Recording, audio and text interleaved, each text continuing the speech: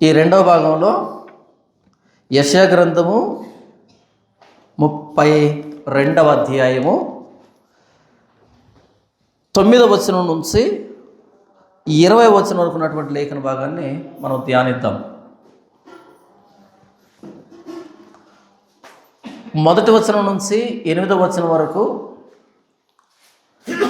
రాజు సరైన వాడు కాకపోతే రాజ్యం ఎలాగుంటుంది, లేదా రాజు చెడిపోయిన వాడైతే రాజ్యం ఎలాగుంటుంది అనేది చూసాం. అహాజు రాజరికానికి పరిపాలనకి, హిజ్కియా రాజరికానికి పరిపాలనకి తేడా ఏంటి అనేది చూసాం. హిజ్కియా గనుడు కాబట్టి ఘనకార్యాలు తలపెట్టాడు, అవి చరిత్రలో నిలవబడ్డాయి. హిజ్కియా కంటే కోటి రెట్లు నీతి న్యాయాలు కలిగి పరిపాలించే రాజు మన జీవితంలో ఉన్న నిషిద్ధమైన వస్తువులన్నింటినీ బయటికి తీసుకుని వచ్చి ఈరోజు ప్రభువైన యేసుక్రీస్తు వారి ఎదుట పరిశుద్ధంగా బ్రతుకుతున్నామంటే కేవలం ప్రభువైన యేసుక్రీస్తు వారు శిలువలో చేసిన ఘనకార్యాన్ని బట్టి అనేది మొదటి భాగంలో చూసుకున్నాం. ఇప్పుడు 9వ వచనం నుంచి 20వ వచనంలో అహాజు పరిపాలనలో ప్రజలు ఎందుకు అంత భ్రష్టత్వాన్ని అనుమతించారు, అహాజు అన్ని వాక్య వ్యతిరేకమైన పనులు చేస్తుంటే ఎందుకు వాళ్ళు సహకరించారు, ఎందుకు వాళ్ళు ఒప్పుకున్నారు, అలా ఒప్పుకోవడాన్ని బట్టి ఏం జరిగింది, ఎలా నాశనం ముంచుకొచ్చింది, మరలా అలాంటి పరిస్థితి రాకుండా ఉండడానికి, ఆనాటి ప్రజల మనస్తత్వం మారడానికి భవిష్యత్తులో ఏం జరగబోతుంది, ఎప్పుడు మారతారు వీళ్ళు అనేదానికి ఈ 9 నుంచి 20 వచనం వరకు ఉన్నటువంటి లేఖన భాగం. ప్రజలు, అహాజు పరిపాలనలో ప్రజలు. 9వ వచనం, సుఖాసక్తి గల స్త్రీలారా లేచి నా మాట వినుడి, నిశ్చింతగా ఉన్న కుమార్తెలారా నా మాట వినుడి. నిశ్చింత గల స్త్రీలారా ఇక 1 సంవత్సరమునకు మీకు తొందర కలుగును, ద్రాక్ష పంట పోవును, పండ్లు ఏరుటకు రావు. సుఖాసక్తి గల కన్యలారా వణుకుడి, నిర్విచారిణులారా తొందరపడుడి. మీకు 2 పదాలు పదే పునరావృతం అవుతున్నాయి. ఏంటా పదాలు? సుఖాసక్తి, నిశ్చింత, నిర్విచారం, తర్వాత సుఖాసక్తి, నిర్విచారం అని వినబడుతుంది. సుఖాసక్తి అంటే రాజు ఎవరైతే మాకేంటి, ఆయన ఏం చేస్తే మాకేంటి, ధర్మశాస్త్రంలో ఏముంటే మాకేంటి, దేవాలయంలో ఏం జరిగితే మాకేంటి, మాకు జరుగుతుందా లేదా, అంతేనా? ఇంకేమైనా ఉందా? నిశ్చింతగా ఉన్న స్త్రీలారా. నిశ్చింత ఏంటి? ఎప్పుడు వస్తుంది నిశ్చింత? ఉదాహరణకి రాజకీయ నాయకులు ఏం చేస్తారంటే, మేము అధికారంలోకి వస్తే మీ ఇంట్లో ఒక్కొక్కరికి ₹1,00,000 వేస్తాం ప్రతి నెల అని అన్నారనుకో, మనం ఓటు ఎవరికి వేస్తాం? అరే ₹1,00,000 ఎలా వేస్తున్నాడు, ఎక్కడి నుంచి తెచ్చి వేస్తాడు, తర్వాత మన భవిష్యత్తు ఏంటి అని ఆలోచిస్తారా? ఒకవేళ నాలంటోడు వచ్చి ₹1,00,000 ఎలా వస్తుంది, అది మన డబ్బే, మనమే రేపు నాశనం కావాలి, దేశాన్ని అమ్మేస్తాడు అని అన్నాం అనుకో, అదంతా మనకెందుకు? ఆయన ఎక్కడి నుంచి తెస్తే మనకెందుకు, ఆయన ఏం చేస్తే మనకెందుకు? ప్రపంచ బ్యాంకు నుంచి ₹1,00,00,000 అప్పు తెస్తున్నాడంటే మనకెందుకు? మనకి ఇస్తున్నాడా లేదా? ఎవరి లెక్క వాళ్ళకుంది. ఇక్కడ మనకి ఇస్తున్నాడు చాలు. రాష్ట్రం ఏమైతే మనకెందుకు, దేశం ఏమైతే మనకెందుకు, ప్రపంచ బ్యాంకులో అప్పు ఉంటే మనకెందుకు, ఏం జరిగితే మనకెందుకు? మనకేం కావాలి? నెల రోజు ఆ పచ్చనొట్టి అలా ఎంచుకుంటూ ఉంటే ఎలా ఉంటుంది ఆ మజా, ఆ ఆనందం. అలా ఎంచుకుంటూ ఉంటే కష్టపడకుండా వచ్చిన డబ్బు ఎంచేటప్పుడు భలే సుఖం ఉంటుంది, భలే ఆనందం ఉంటుంది. కష్టపడి ఎంచేటప్పుడు ఎక్కువ రావు, నోట్లు ఎక్కువ వస్తాయి, 1, 2 వస్తాయి, అవి కూడా చెమట కంపు కొట్టుకుంటూ ఉంటాయి. అదే ఊరకే వచ్చే డబ్బు చూడండి, ఓటుకి 5,000 అన్నారు అనుకో, ఎంత బాగుంటుంది అది. అస్సలు మడతే పడి ఉండదు, తెల్లగా టపి అంటుంటాయి, అప్పుడే ప్రింట్ చేసినట్టుగా వేడివేడిగా. సుఖాసక్తి గల స్త్రీలారా, నిశ్చింతగా ఉన్న స్త్రీలారా. ఎందుకు సుఖాసక్తి అంటున్నాడు? మాకు జరుగుతుంది కదా, మాకే ఇబ్బంది లేదు కదా, మాకు ఇబ్బంది కలిగేంత వరకు, మా సుఖం డిస్టర్బ్ అయ్యేంత వరకు మేము పట్టించుకోం. బెన్ హిన్నోము లోయలో మోలెకు అనే దేవుణ్ణి పెట్టి మీ బిడ్డలను దహిస్తున్నాడు. దహిస్తే మిగతా పిల్లలు బాగానే ఉన్నారు కదా, కుటుంబం బాగానే ఉంది కదా. ఇది పరిస్థితి. సుఖాసక్తి కలిగిన స్త్రీలారా, తప్ప కాదా? అరే ధర్మశాస్త్రం మీరి ప్రవర్తిస్తున్నాడు, జనులు ఇష్టం వచ్చినట్టుగా తిరగబడుతున్నారు, అన్యాయం చేస్తున్నారు, బలాత్కారం చేస్తున్నారంటే మాకెందుకు అదంతా? సుఖాసక్తి కలిగిన స్త్రీలారా. ఈరోజు ఎందుకని క్రైస్తవ్యంలో చాలామంది ఆలోచించట్లేదంటే, ఇలా బోధ మారిపోతుంది, పరిచర్య మారిపోతుంది, బైబిల్లో ఉన్న విషయాలు మార్చేస్తున్నారంటే వాళ్ళకి సుఖం ఉంది, వాళ్ళ జీవితంలో తక్కువ లేదు, నిశ్చింతగా ఉన్నారు, సాటిస్ఫై అయిపోయారు. కాబట్టి దేన్ని ఆలోచించరు. కడుపు నిండిన వాడికి ఆలోచన రాదు, పట్టింపు ఉండదు. ఎప్పుడు ఒక వ్యక్తి ఆలోచిస్తాడు అంటే వాడి దాకా వచ్చినప్పుడు వాడు ఆలోచనలో పడతాడు. కడుపు నిండితే ఆలోచించం, మనం ఆలోచిస్తామా? ఆలోచించం. కడుపు నిండకపోతేనే ఆలోచిస్తాం. ఎందుకని చాలామంది మనం ఎంత మొత్తుకుంటూ ఉంటే మారిపోయిందంతా అని చెప్తూ ఉంటే ఎందుకు నిశ్చింతగా ఉన్నారంటే వాళ్ళకి ఇబ్బంది లేదు, వాళ్ళ పని వాళ్ళు చేసుకుంటున్నారు, సంపాదించుకుంటున్నారు, క్షేమంగా సుఖంగా ఉన్నారు. వాళ్ళ దాకా రాలే విషయం. ఎప్పుడు వాళ్ళ దాకా వస్తుందంటే, ఎప్పుడైనా వీళ్ళు రండి చర్చికి వెళ్దామని వాళ్ళ బంధువులు పిలిచారనుకో, వాళ్ళ స్నేహితులు పిలిచారనుకో, వాళ్ళ స్నేహితులు వెంట పెట్టుకొని చర్చికి వెళ్ళారనుకో, అప్పుడు ఈ బంధువు ఎవరైతే ఉన్నారో చూసి ఏంటి ఇంత దరిద్రంగా బోధిస్తున్నారు అంటే అప్పుడు నొచ్చుకుంటారు వీళ్ళు. అంతవరకు తెలియదు వీళ్ళకి, ఆ తేడా తెలియదు వీళ్ళకి. బయట వాళ్ళు వచ్చి ఎగతాళి చేస్తుంటే అప్పుడు నొచ్చుకుంటారు వీళ్ళు, అంతవరకు ఆలోచించరు. సుఖాసక్తి తప్పు. దేశమంతా విగ్రహారాధనతో నిండిపోతే, దేవాలయంలో అన్ని సంప్రదాయాలు వస్తే నీకు సుఖాసక్తి ఎక్కడి నుంచి వచ్చింది? నీకు నిర్విచారం, నిశ్చింత ఎక్కడి నుంచి వచ్చింది? పట్టింపు లేకపోవడం, ఆలోచించట్ల తేడానే. అందుకని మాట్లాడుతున్నాడు చూడండి. సుఖాసక్తి గల స్త్రీలారా లేచి నా మాట వినండి. ఎవరంటున్నారు? ప్రవక్త నేషి అంటున్నాడు, లేచి నా మాట వినండి. నిశ్చింతగా ఉన్న కుమార్తెలారా నా మాట వినుడి. నిశ్చింత గల స్త్రీలారా ఇక 1 సంవత్సరమునకు మీకు తొందర కలుగుతుంది. ఇప్పుడు నిశ్చింతగా ఉన్నారు, ఏమి అంత బాగుందని. బాగలేదు, ఎందుకంటే దేవుని ఉగ్రత కింద ఉన్నారు. ఇక 1 సంవత్సరానికి మీకు తొందర కలుగుతుంది. నిశ్చింత దగ్గర నుంచి చింతలోకి వస్తారు మీరు, నిశ్చింతలో నుంచి చింతలోకి వస్తారు. మనం యెహెజ్కేలు గ్రంథంలో చూస్తే ఆయన చింత కలిగి భోంచేసి చింత కలిగి నీళ్లు తాగుతాడు కదా. చింత కలిగి భోంచేస్తాడు, చింత కలిగి నీళ్లు తాగుతాడు. ఎందుకని? అది చింతా భోజనం, బాధలో ఉండే భోజనం. అది గబగబా తినడం, గబగబా తాగడం, కొద్దిగా తినడం, కొద్దిగా తాగడం అనేది చింతలో ఉండే వాళ్ళు చేసే పని, బాధలో ఉండే వాళ్ళు చేసే పని, ఉపద్రవంలో ఉండే వ్యక్తులు చేసే పని. బయట యుద్ధ వాతావరణం ఉంది, కడుపు నిండా తినలేడు, చాలినంత రాదు, చాలిన తిండి. ఎందుకు? ఇప్పుడు నిశ్చింతగా ఉన్నారు కాబట్టి ఇక 1 సంవత్సరానికి తొందర కలుగుతుంది, మీకు యుద్ధం వస్తుంది మీ దేశం మీదకి. ఎందుకు వచ్చింది? మీ నిర్విచారాన్ని బట్టి, మీ సుఖాసక్తిని బట్టి, మీ నిశ్చింతను బట్టి. ఈరోజు ఎందుకు వాక్యం అర్థం కాకుండా పోయిందంటే, క్రైస్తవంలోనికి అన్ని సంప్రదాయాలను వచ్చి తిష్ట వేసి కూర్చుంటున్నాయంటే అడగడం మానేసాం. ఎందుకు అడగడం మానేసాం? మాకు జరుగుతుందిగా, దానికి మాకు సంబంధం ఏంటి? ఒకవేళ ఎవరైనా మాట్లాడితే అది వాళ్ళకు వచ్చిన సమస్య ఏమో అనుకుంటున్నారు. కాదు, ఇది బోధకి, మన బైబిల్ ఇది, మన బైబిల్ ఉన్న సత్యం ఇది. దీనికి వ్యతిరేకంగా వస్తే మనందరి సమస్య. అది ఎవరి సమస్య అనుకుంటున్నారు? కాదు, ఇది మనందరి సమస్య, మనందరి సమస్య. సుఖాసక్తి కలిగిన స్త్రీలారా, నిశ్చింతగా ఉన్న స్త్రీలారా ఇక 1 సంవత్సరానికి తొందర కలుగుతుంది. ఇలాగే ఉండదు, మన నెత్తి మీదకి వస్తుంది. ఈరోజు బైబిల్ పట్టుకొని సమాజంలోకి వెళ్తే ఎగతాళి చేస్తున్నారు. ఎందుకు ఎగతాళి చేస్తున్నారు? మనం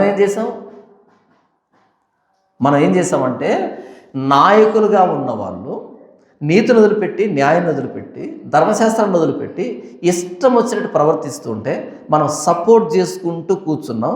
ఇప్పుడు వాళ్ళంతా జోకర్లు అయ్యారు. మనం ఆ నిందని, అవమానాన్ని అనుభవిస్తున్నాం.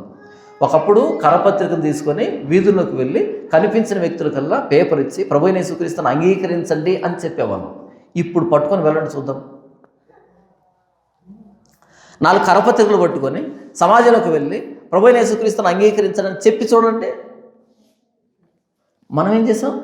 మనం చేయలే. పెద్దవాళ్ళు అనుకున్నామే. అహాజు లాంటి రాజులను నియమించుకొని అహాజు లాంటి వాళ్ళు పెట్టిన పద్ధతులకి లోబడి వాళ్ళకు జై కొట్టాం కాబట్టి ఈరోజు పరిస్థితి ఏమైంది? తొందర కలుగుతుంది, మనకి ఎక్కడికైనా అవమానం కలుగుతుంది, ఇబ్బంది కలుగుతుంది. ఎందుకు దాడులు జరుగుతున్నాయి క్రైస్తవం మీద? ఇలాంటి తమాషాలు చూసినప్పుడు ఇదే క్రైస్తవ్యమేమో అందరూ అనుకొని ఇలాంటి క్రైస్తవం మాకొద్దు అని దాడులు చేస్తున్నారు కాదా? నిశ్చింతగా ఉన్నాం, మనకేం పట్టవు. ఏమైనా పడుతుందో మనకి? నాకు నిజంగా నిశ్చింత అనిపించదు, కుదుటిగా ఉందాం అని అనిపించదు.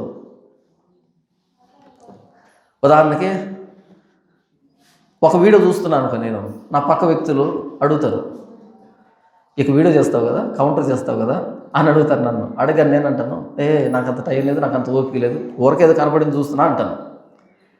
ఆయన మరుసటి రోజు వీడియో వస్తుంది, కౌంటర్ వీడియో. వీళ్ళు ఏమనుకుంటారు అంటే నేను కౌంటర్ చేసేదానికి వీడియో చూస్తున్నాను అనుకుంటారు. కాదు, నాకు అంత ఇంట్రెస్ట్ ఉండదు. కానీ అది వినగా వినగా వినగా ప్రశాంతం కూర్చోంటగా ప్రశాంతం దెబ్బతింటుంది. ఏంటి ఇలా మాట్లాడుతున్నాడు, ఏంటి ఇలా చేస్తున్నాడు, ఇలాగ వదిలిపెట్టేసి ఎక్కడికి పోతుంది, ఇది మిగతా వాళ్ళ మీద పడుతుంది కదా అని భారం పెరుగుతుంది లోపల, ఇబ్బంది కలుగుతుంది లోపల. మళ్ళీ వచ్చి కౌంటర్ వీడియో చేస్తాను. అప్పుడు అంటారు, నాకు తెలుసు నువ్వు చూస్తున్నావంటే స్పందిస్తావు, మరి నన్ను ఏం చేయమంటావు స్పందించకుండా? ఒక శవం ఎదురుగా మీరు జోకు వేయండి, నవ్వుతుందేమో చూడండి. నవ్వుతుందా? ఒక శవాన్ని తిట్టి చూడండి, రోషం తెచ్చుకుంటుందేమో చూడండి. రోషంగా మూతి పుడుచుకుంటుందా? ఒక శవం ఎదురుగా ఏదైనా తప్పు పని చేయండి, కోపగించుకుంటుందా? అదే బ్రతికున్నోడి దగ్గర జోకేయండి, నవ్వుతాడు. బ్రతికున్నోడి దగ్గర తప్పు పని చేయండి, కోపపడతాడు. బ్రతికున్నోడు తిట్టండి, రోషగించుకుంటాడు. బ్రతికున్నాను, మీరు చచ్చిపోయారు. మీకు ఎందుకు రోషం రావట్లేదంటే చచ్చిపోయారు. మీరు చచ్చిపోయి చాలా కాలం అయిపోయింది. ఎందులో చచ్చిపోయారో? సుఖంలో చచ్చిపోయారు. సుఖంలో చచ్చారు. మాకేంటి మా ఉద్యోగం మేము చేసుకుంటున్నాం, మా జీతం మాకు వస్తుంది, మా తిండి మేము తింటున్నాం, ఇక మాకెందుకు మిగతా విషయాలు? చచ్చిపోయారు మీరు, నేను బ్రతికే ఉన్నాను. నా ఎదురుగా ఏదైనా ఒకటి తప్పు కనపడితే స్పందిస్తాను. ఎందుకు స్పందిస్తాను? బ్రతికున్నాను కాబట్టి. బ్రతికున్నోడు స్పందిస్తాడు, బ్రతికి లేనోడు స్పందించలేడు. ఏం చేయమంటావు? మీరు చేస్తున్న తమాషాలని స్పందించకుండా ఉండమంటావా? నన్ను నిశ్చింతగా ఉండమంటావా? నిజంగా చెప్తున్నాను, నేను ఎవరి గురించి మాట్లాడకపోయినా నేను బ్రతకగలను. ఇంకో మాట చెప్తున్నాను, ఎవరి గురించి మాట్లాడకపోతే నేను ఎక్కువ సంపాదించుకుంటాను. ఎవరిని మాట్లాడకపోతే నాకు వచ్చే ఆదాయం చాలా ఎక్కువ. ఎందుకని? అందరు స్నేహితులు అవుతారు. మనం వాక్యం చెప్తున్నాం కదా, ఈ వాక్యం బయట ఎక్కడ దొరకదు. ఎక్కడ దొరకదు ఈ వాక్యం బయట. మీకు తెలుగులోనే కాదు, ఇంగ్లీష్లో కూడా దొరకదు మీకు. ఇది ఇంత స్పష్టంగా చెప్తా కదా. ఎందుకు మనల్ని అందరూ వ్యతిరేకిస్తున్నారు అంటే వాళ్ళ డినామినేషన్లు అంటున్నాం కాబట్టి వ్యతిరేకిస్తున్నారు. వాళ్ళని అనకుండా వాక్యం చెప్పాను అనుకో, అందరూ మనల్ని తీసేసుకుంటారు. మనం అంటున్నాం కాబట్టి వాళ్ళు రోషగించుకుంటున్నారు తప్ప, మనం అనడం ఆపేస్తే అందరు కలుపుకుంటారు, మనల్ని కలుపుకుంటారు. ఎందుకని? వాక్యం చెప్తున్నాం కదా, కావాల్సిన వాక్యమే కదా. మనం సంపాదించుకోవడానికి కాకుండా వాక్యాన్ని చెప్పడానికి, వాక్యం పేరుతో వస్తున్న మోసాలను అందరికీ బట్టబయలు చేయడానికి తీర్మానం చేసుకున్నాం కాబట్టి అలా చాలామంది వెళ్ళిపోతున్నారు. కానీ మనం ఇలా ఉన్నాం. కానీ ఒక్కసారి ఎవరిని ఏమనకుండా మనం మాట్లాడితే అందరూ మంచోళ్ళు అవుతారు. నోరు మంచిదైతే ఊరు మంచిది అవుతుంది. ఊరే కాదు, మొత్తం సోషల్ మీడియా మంచిది అవుతుంది. ఎందుకు మనల్ని వ్యతిరేకిస్తున్నారు అంటే ఆ వ్యక్తి వాక్యం చెప్తే ఓకే, కానీ అందరిని అంటాడు. అందరిని అనలే, ఎవరైతే దొంగలు ఉన్నారో వాళ్ళని అంటున్నా. అందరు నేను ఎప్పుడు అన్నాను? అందరిని ఎందుకు అంటాం అనవసరంగా? కాబట్టి సుఖంలో మునిగిపోయారు, సుఖంలో చచ్చిపోయారు. ఇక చాలు, ఇక మాకేం అక్కర్లేదు, ఆలోచించట్లే ఏం జరుగుతుందని. సుఖాసక్తిగా ఉన్న స్త్రీలారా నా మాట వినండి, నిశ్చింతగా ఉన్న కుమార్తెలారా నా మాట వినండి. నిశ్చింత గల స్త్రీలారా, ఇక 1 సంవత్సరానికి మీకు తొందర కలుగుతుంది. ఇలాగే ఉండదు స్థితి, తొందర కలుగుతుంది మీకు.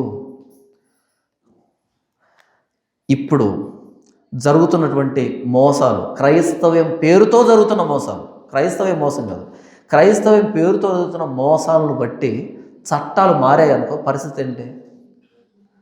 ఒకవేళ టచ్ అన్నప్పుడు ఒక వ్యక్తి కింద పడిపోయి ఎయిడ్స్ పోయింది అనే సాక్ష్యం, ఆ మాట ఎవరైనా ఒక ఎమ్మెల్యేకో ఎంపీకో ఒక అధికారికో కనిపించింది అనుకో, అరే ఇలాంటి క్రైస్తవ్యం భారతదేశానికి వద్దని ఒక జీవో పాస్ చేశారనుకో,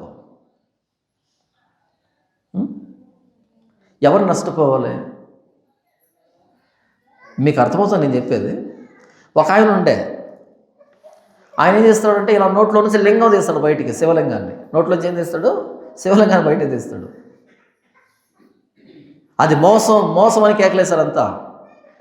అది మోసమే. దానికి మించిన మోసం ఏంటో తెలుసా? టచ్ అంటాం.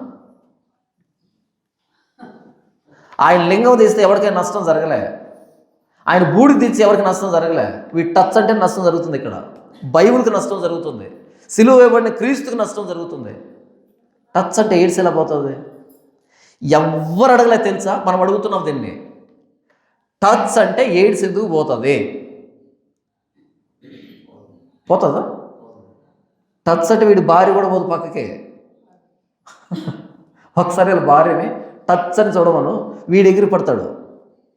ఇలా చూస్తుంది, నన్నేనా, నన్ను అంటావా? టచ్ అంటే పడే వాళ్ళతో గొర్రెలు, భార్య పడదు. పడుతుందా? టచ్ అంటే భార్య పడదు. ప్రత్యేకించి టచ్ అనేవాడి భార్య పడదు. ఎందుకు ఇలా నేను చెప్పాల్సి వస్తుందంటే, ఎగతాళి చేస్తున్నారు మీరు క్రైస్తవ్యాన్ని. మీ ఇద్దరు కలిసి హైందవ్యాన్ని, అమ్మా భగవాను దంపతులు ఉన్నారు, వాళ్ళిద్దరు ఎలా మోసం చేస్తారు, మీరిద్దరు ఎలా మోసం చేస్తున్నారు. అది నా బాధ. మిమ్మల్ని అనాలని కదా నా ఉద్దేశం.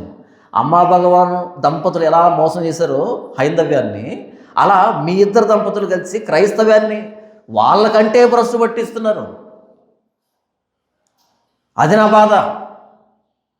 టచ్ అంటే ఎయిడ్స్ పోయిందని చెప్తున్నావు కదా, ఇలాంటి దాన్ని ఎవడైనా చూశాడనుకో, వాడు జీవో పాస్ చేశాడనుకో, వాళ్ళు జీవో పాస్ చేసడానికి ఇలాంటి క్లిప్పింగ్ ప్లే చేస్తారా? ఇదిగో చూడండి క్రైస్తవులు ఎలా బిహేవ్ చేస్తున్నారని చెప్తే అందరు దాన్ని ఆమోదిస్తారు. అప్పుడు ఏమవుతుంది అనుకుంటున్నారు? ఎవరి మీద పడుతుంది? వచ్చి మన మీద పడదా? మన చర్చి కదా, మన క్రైస్తవులం కదా, మన మీద వచ్చి పడుతుంది. ఇప్పుడు చట్టాలు చేస్తున్నారు, యాంటీ కన్వర్షన్ బిల్ అని ఒకటి వస్తుంది, మత మార్పిడి నిరోధక బిల్లు. ఇప్పుడు ప్రతిదాన్ని మత మార్పిడి అంటారు వాళ్ళు. మీరేమొచ్చి బాప్తిజం తీస్తున్నారు, నేను వేసుకుని నమ్ముకుంటున్నాను, దాన్ని కూడా మత మార్పిడి అంటారు. అది వస్తే ఇక నువ్వు చర్చికి వెళ్తే మత మార్పిడి అంటారు. సర్టిఫికేట్ ఎక్కడ, అది ఎక్కడ, ఇది ఎక్కడ అంటారు. ఏమవుతుంది? తొందర కలగదా? మనకి తొందర కలుగుతుందా? కలగదా? ఇప్పుడు నిశ్చింతగా కూర్చున్నావు, భవిష్యత్తు ఏం జరుగుతుందో ఆలోచించకుండా కూర్చుంటే తెలివి తక్కువ నీకు. ఈరోజు జరిగినట్టు రేపు జరగదు, ఈరోజు ఉన్నట్టు రేపు ఉండదు. ఈ రోజును గురించి ఆలోచించేవాడు మూర్ఖుడు, రేపు ఒకటి జరగబోతుంది దాన్ని ఆలోచించేవాడు జ్ఞాని. సోమరి ఎక్కడికి వెళ్తావు? చీమల దగ్గరికి వెళ్ళు. ఎందుకు చీమల దగ్గరికి? అది ఈరోజు తిన్నాను, కడుపు నిండింది, పడుకుంటా అనుకోదు. అది ఎప్పటికి కూడబెడుతుంది? వేసవి కాలం కోసం కూడబెడుతుంది, వర్షాకాలం కోసం కూడబెడుతుంది. ఎప్పుడైతే తిండి లేదో ఆ కాలానికి కూడబెడుతుంది అది. చీమల దగ్గరికి వెళ్తే మనకి ఏమర్థమవుతుంది? భవిష్యత్తును ఊహించు, ఏం జరగబోతుందో. ఇప్పుడు నిశ్చింతగా కూర్చున్నావంటే రేపు ఇలాగే జరుగుతుందా? ఫరో కానీ ఐగుప్తు ప్రజలు కానీ నిశ్చింత కూర్చున్నారు, ఏం పర్లేదు, నైల్ నది పారుతూ ఉంది, మొత్తం పంటలన్నీ పండుతున్నాయి, మాకేంటి తక్కువ అనుకున్నారు. దేవుడు కలిచ్చాడు. ఆ కళలో ఏమైందంటే 7 పుష్టి కలిగినటువంటి కంకులు పుట్టాయంట. ఆ తర్వాత 7 పీల కంకులు పుట్టాయంట. ఈ 7 పీల కంకులు పుష్టి కలిగిన కంకులు తినేసాయంట. అలా లేచాడు. పుష్టికంకులు పీలకంకులు, పీలకంకులు పుష్టికంకులు తిని ఇవి ఊపకలేదంట, అలాగే ఉన్నాయంట. ఆ ఏటిలోంచి 7 పుష్టి కలిగిన ఆవులు బయటకు వచ్చాయంట. తర్వాత 7 బక్క చిక్కిపోయినటువంటి వికారమైనటువంటి ఆవులు వచ్చాయంట. ఇవి వచ్చి పుష్టి కలిగిన ఆవులను తినేసాయంట. తిన్న తర్వాత ఇవి లావు కావాలి కదా, మరలా బక్కగానే ఉన్నాయంట. ఏంటి దీని అర్థము? ఇలా జరుగుతుందా? ఒకవేళ బక్క ఆవులు బలమైన ఆవులు తినేస్తే ఇవి కొంచెం ఊపకాలు కదా, మరలా బక్కగానే ఉన్నాయి. పీల కంకులు పుష్టి కలిగిన కంకులు తింటే ఇవి ఊపకాలు కదా, అలాగే ఉన్నాయి. ఎవరు చెప్తారు భావం? ఎవరు చెప్తారు భావం? వచ్చాడు రాజా. దీని అర్థం ఏంటంటే 7 సంవత్సరాలు పంట విస్తారంగా పండుతుంది, ఆ 7 సంవత్సరాలు కరువు వస్తుంది. ఆ కరువుకి పండిన పంట కూడా మరిచిపోతాం, లేకుండా పోతుంది, అంత కరువు రాబోతుంది. అప్పుడేం చేశాడు? చూసుకుందాం అన్నాడా?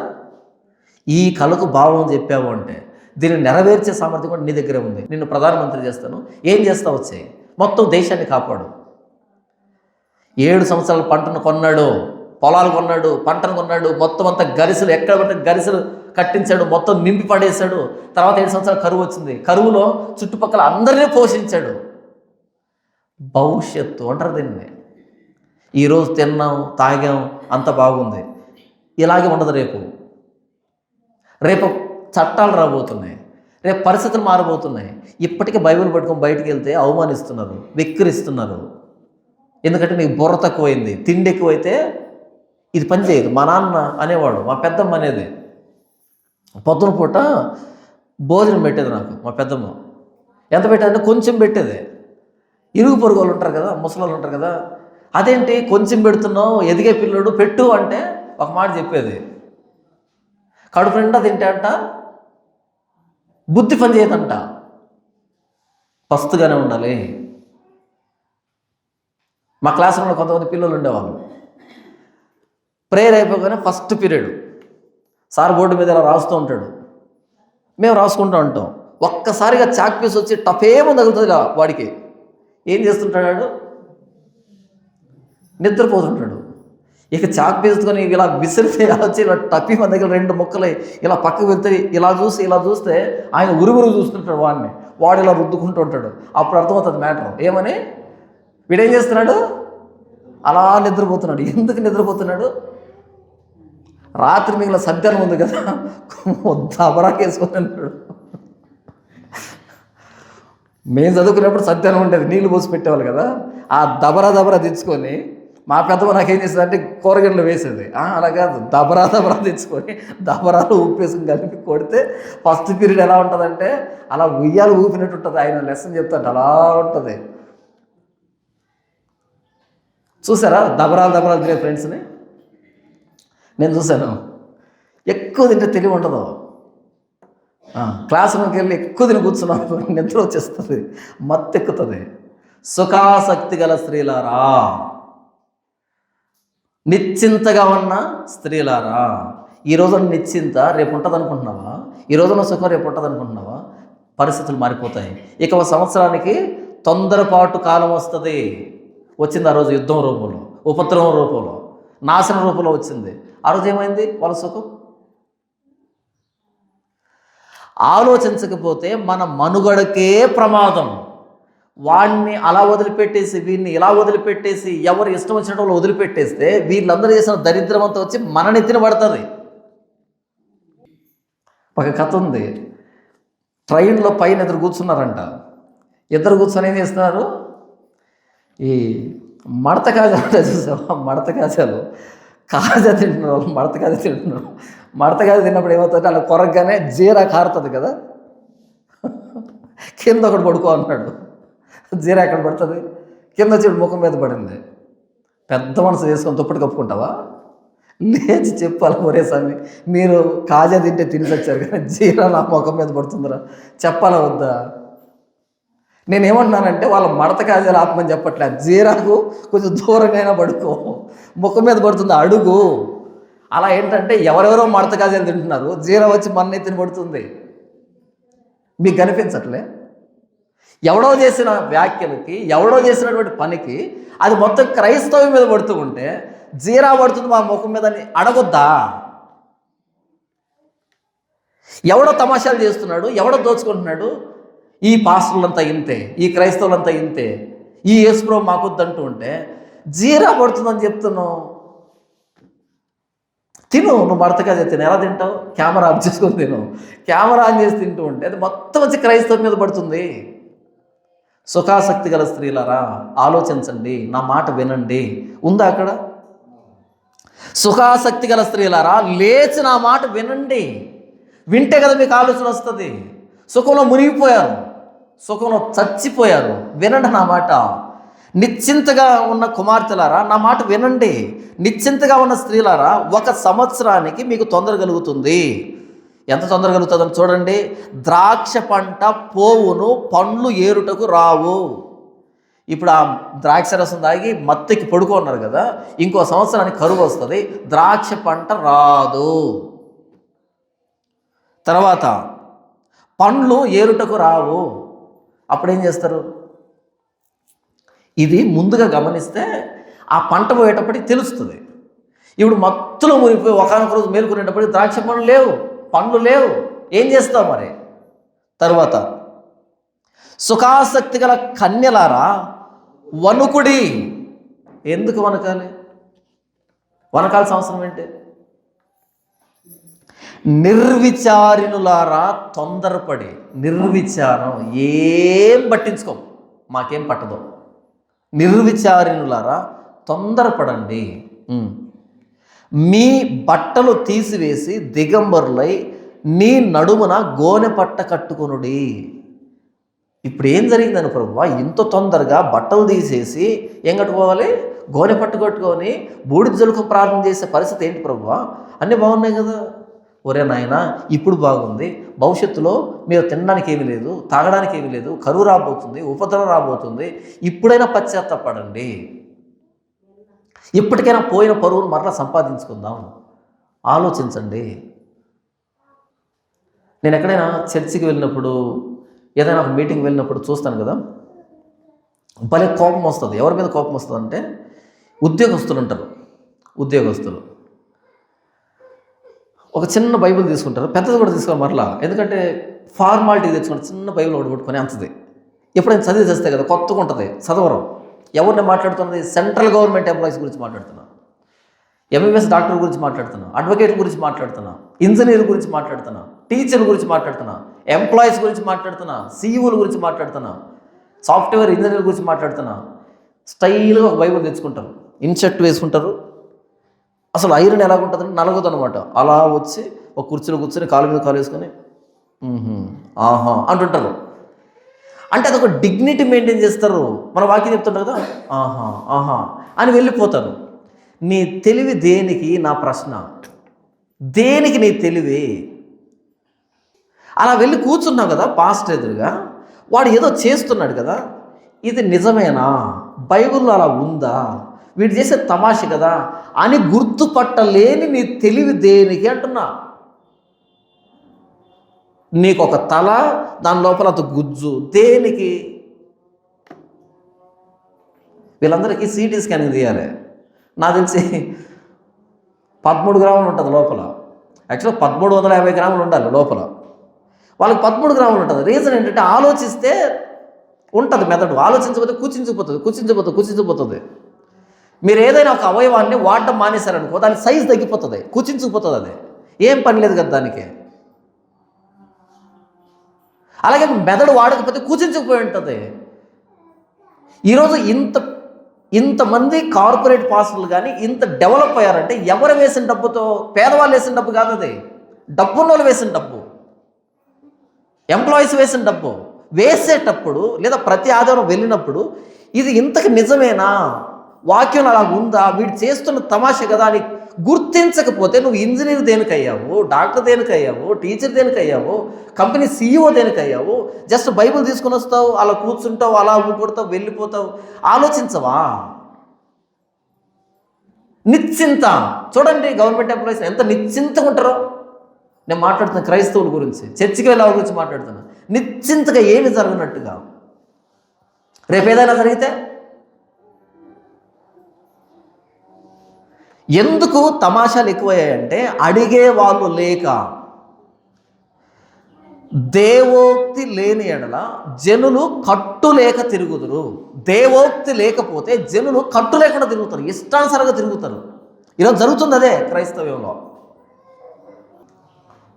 మొన్న ఒకసారి ఒక ప్రాంతానికి వెళ్ళాము, టౌన్కి వెళ్ళాను. ఇక్కడ వెళ్తే వాళ్ళు ఏం చేశారు అంటే, ఒక ట్రాక్టర్ను తీసుకున్నారు. ఆ ట్రాక్టర్ మీద ఒక విగ్రహాన్ని పెట్టుకున్నారు. ఆ ట్రాక్టర్కి ముందు వైపు డీజే బాక్స్ ఉంటాయి, డీజే బాక్సులు పెట్టుకున్నారు. వాల్యూమ్ విపరీతంగా పెంచేశారు. దన్ దన్ దన్ అని పెట్టారు. వెనకాల ఒక 200 మంది 300 మంది డాన్సులు వేసుకుంటూ పోతున్నారు. అది ముందు పోతుంది, వీళ్ళు డాన్సులు వేసుకుంటూ పోతున్నారు. మనకు సంబంధం లేదు, ఎవరో చేశారు, మనకేంటి సంబంధం.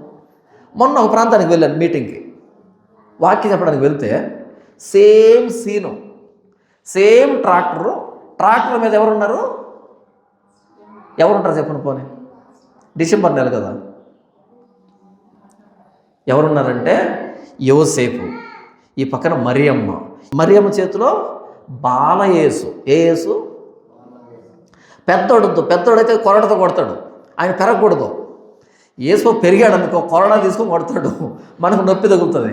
ఆయన పెరగకూడదు, ఆయన అలాగే మరగుజ్జు లెక్క ఉండాలి. ఎక్కడ ఉండాలి? మరియమ్మ చేతిలో ఇలా ఉన్నాడు అనమాట. ఆ ఎదురుగా ఏముందనుకుంటున్నారు? ఒక ఎద్దు, ఒక గేదె, ఒక గొర్రె, ఆ పక్కనే ఒక తొట్టి. అంటే పశువుల తొట్టులో ఫోటో దిగాడు అప్పట్లో ఆయన. ఆ పశువుల తొట్టి ఉంది కదా, అప్పుడు దిగిన ఫోటో అది. దాన్ని ఎగ్జాక్ట్గా ట్రాక్టర్లో పెట్టుకున్నారు.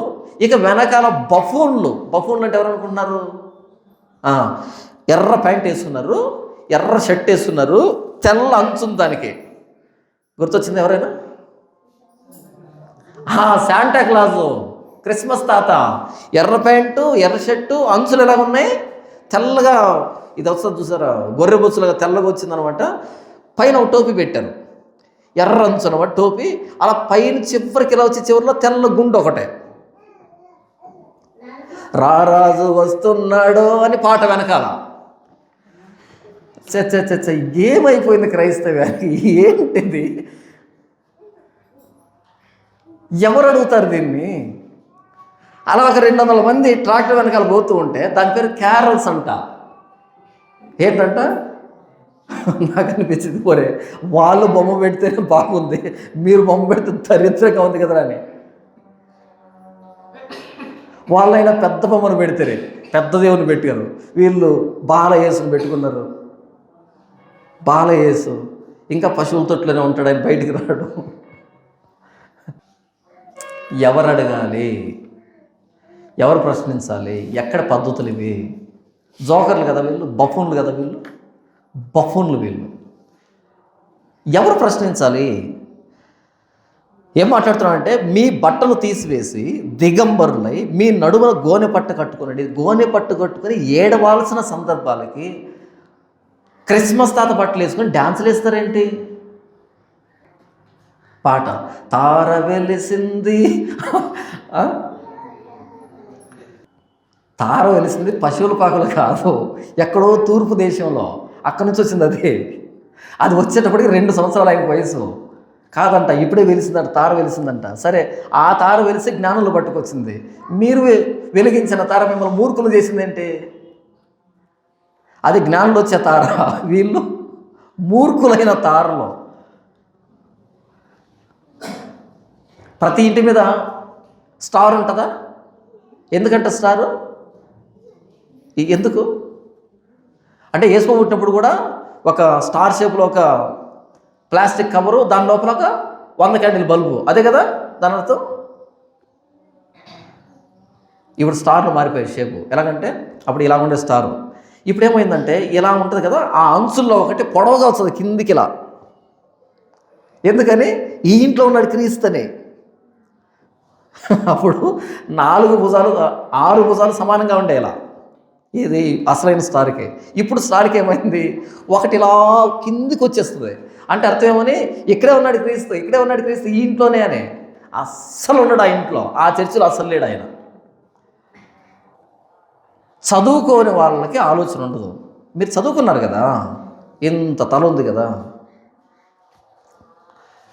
ఇంత తల ఉన్నప్పుడు దాంట్లో గుజ్జు ఉంటుంది కదా, ఏం జరుగుతుంది క్రైస్తవ్యంలో, ఏం చేస్తున్నారు, ఏం చెబుతున్నారు, ఎక్కడికి వెళ్తుంది, భవిష్యత్తు ఏం జరగబోతుంది అని ఆలోచించకపోతే, ఆలోచన చెప్పకపోతే, ప్రశ్నించకపోతే రేపు క్రైస్తవ్యం ఎండిపోతుంది. కరువు వచ్చేసింది క్రైస్తవ్యానికి.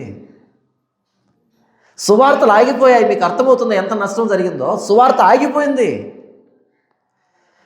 నాకు తెలిసిన సహోదరుడు హైదరాబాద్లో మన మీటింగ్ వస్తాడు. బహుశా మీరు కూడా యూట్యూబ్లో చూస్తుంటారు ఆయన్ని. ఒక మైక్ పట్టుకొని జంక్షన్లో మాట్లాడుతుంటాడు, సువార్త చేస్తుంటాడు. ఒక మైక్ పట్టుకొని సికింద్రాబాద్లో జంక్షన్లో మాట్లాడుతుంటాడు, యేసు గురించి వాక్యం చెప్తుంటాడు ఆయన, ఇంగ్లీష్లోను తెలుగులోను. చూసారు ఎప్పుడైనా ఆయన? మన చర్చికి వస్తాడు హైదరాబాద్లో ఆయన చెప్తున్నాడు. మొన్న ఏం చెప్తాడు తెలుసా? అలా మైక్ పట్టుకొని చెప్తుంటే దాడులు చేస్తున్నారంట. కొన్ని సంవత్సరాలుగా చేస్తున్నాడు ఆయన. ఇప్పుడు దాడులు జరుగుతున్నాయంట. మానేశాడు. ఎందుకు దాడులు చేస్తున్నారు? ఎవరిని బట్టి దాడులు చేస్తున్నారు? 20 సంవత్సరాలుగా లేనటువంటి దాడి ఇప్పుడు ఎందుకు జరిగింది? ఎవరి పాపం ఇది? ఎవరు అడుగుతారు? మీకు అర్థం కాలేదేమో. సువార్త ఆగిపోయింది అనే మాట నాకు తెలిసి అపోస్తులకి తెలిస్తే గుండె ఆగిపోతుంది. ఏంటి, మేము తీసుకుని వెళ్ళిన యేసు సువార్త ఆగిపోయిందా అని. ఖండాంతరాలను దాటి ప్రాణం పెట్టి హతసాక్షులై ఈ దేశానికి సువార్త అందిస్తే, 52లో ప్రారంభమైన సువార్త ఇప్పటిదాకా వస్తే ఇప్పుడు ఆగింది సువార్త. ఎవరికైనా చెబితే మత ప్రచారం అంటున్నారు. ఎవరికైనా పేపర్ ఇస్తే ముఖం మీద విసురుతున్నారు, కాల్చి పడేస్తున్నారు. మైక్ తీసుకుంటే కొట్టడానికి వస్తున్నారు. ఎవరి పాపం ఇది? ఎవరు చేసిన పాపం ఇది? ఇది అర్థం కావట్లేదు జనాలకి. నిశ్చింతగా మీరు పని చేసుకుంటున్నారేమో. సువార్త ఆగిన వీధుల్లో. ఎందుకంటే తమాషాలు చూసి చూసి చూసి చూసి తిరగబడ్డారు జనాలు. ఈ తమాషాలు మాకు వద్దు అని. ఒకప్పుడు భారతదేశంలో మూఢనమ్మకాలను తీసివేసిన క్రైస్తవ్యం ఈరోజు మూఢనమ్మకాలకి కేర్ ఆఫ్ అడ్రస్గా మారింది. ఒకప్పుడు మూఢనమ్మకాలను తీసివేసిన క్రైస్తవ్యం ఈరోజు మూఢనమ్మకాలకు కేర్ ఆఫ్ అడ్రస్గా మారింది. ఎవరు ప్రశ్నించాలి? ప్రార్థన చేసిన నీళ్లు తాగితే ఆరోగ్యం బాగవుతుందనే వాళ్ళు వచ్చారు ఈరోజు క్రైస్తవంలో. ఒక 500 రూపాయల నోటు తీసుకొని చర్చికి వెళ్తానంట, అది ఎత్తి పట్టుకుంటే ఆయన ప్రార్థన చేస్తాడంట. 500లోనికి అభిషేకం వస్తుందంట. ఆ 500 ఇంట్లో పెట్టుకుంటే మన అప్పులన్నీ తీరిపోతాయంట. వెళ్తున్నారా? వెళ్తున్నారు. చేస్తున్నారా? చేస్తున్నారు. ఎవరు ప్రశ్నించాలి? నిర్విచారం, సుఖాసక్తి మనకు జరుగుతుంది కదా, జరగనివ్వు. మనకేం తొందర ఉంది? ఉందాం అలాగే కూర్చోరు, అలాగే సుఖం ఉండరు. ఒక రోజు వస్తుంది, తొందర కలుగుతుంది. ఆ రోజు మీకు తాగడానికి పానీయం ఉండదు, తినడానికి భోజనం ఉండదు. అలాంటి పరిస్థితి వస్తుంది అని మాట్లాడుతున్నాడు. మీ తప్పే అహాజు పరిపాలనకి కారణం. మీరు ప్రశ్నించలేదు కాబట్టి అహాజు అంత దుర్మార్గుడిగా మారాడు. మీరు నిర్విచారంగా ఉన్నారు కాబట్టి మీ రాజైన అహాజు ఎలా మారాడు. మీరు ప్రశ్నించుంటే ఎందుకు అలా ఉంటాడు? ఎందుకు మీరు తిరుగుబాటు చేయలేదు? ఎందుకు మీరు ప్రశ్నించలేదు? ఇక్కడ నేరం సమాజాన్ని మాట్లాడుతున్నాడు. ఎవరిది నేరం? 1 తిమోతి పత్రిక 3వ అధ్యాయం కానీ, తీతు పత్రిక 1వ అధ్యాయం కానీ 16 లక్షణాలు ఎందుకు రాయించాడు? అధ్యక్షుడికి వానికి ఉండవలసిన అర్హతలని 16 లక్షణాలు ఎందుకు రాయించాడు? మీరు అడగండి, మీరు గుర్తుపట్టండి, మీరు ప్రశ్నించండి, మీరు గమనించండి అని అర్థం. మీ చేతిలో బైబిల్ ఉందా? మరి అక్కడ లక్షణాలు ఉన్నాయా? ఆ లక్షణాలు బట్టి గమనిస్తున్నావా? చూస్తున్నావా? అసలు లేదు. నిర్విచారం, నిశ్చింత. మన దాకా రాలేదు కదా, రేపు మన దాకా వస్తేప్పుడు తెలుస్తుంది ఆ బాధ ఏంటో. మీకు ఉదాహరణ చెప్తాను. సతీష్ కుమార్ అనే వ్యక్తి ఏం చేశాడు అంటే మీటింగ్లు పెట్టాడు గతంలో, ఇప్పుడు కూడా పెడుతున్నానులే.